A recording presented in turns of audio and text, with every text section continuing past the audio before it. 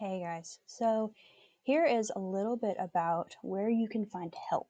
Um, I'm your first line, but one of the most important things that we teach our students is how to ask for help and where they can get help if someone is not around. We present students with resources where they can look for help, classmates they can ask, and a teacher with more resources.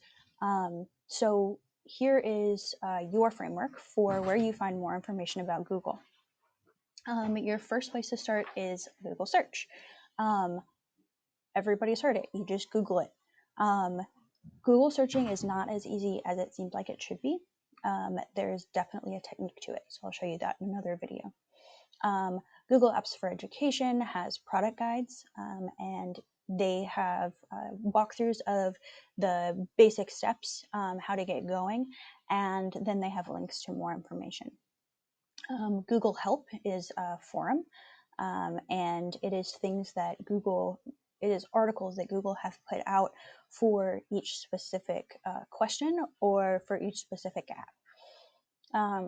Google has another forum that's just Google for Education, and anyone can answer on that forum, but usually Google monitors those so that if someone puts up something that's totally wrong, then usually it comes down.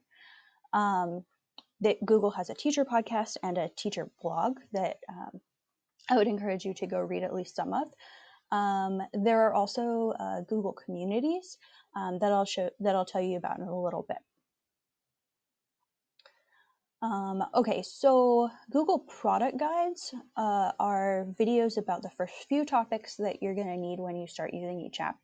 I've created some tutorials here, but I will actually also repost some of those Google Apps for Education product guides because they're actually really good and they're way more polished than my videos are ever going to be.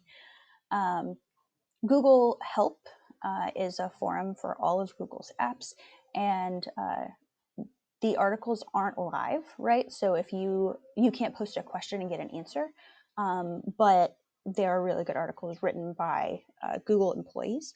And then there's Google for Education Help, which is another different forum where you can find articles written by Google employees. You can post a question and get a live answer, but that answer may not be from a Google employee. It may just be from another teacher, a Google trainer, somebody who is part of Google Apps for Education, but is not a employee of Google. So their information probably needs to be taken with a grain of salt.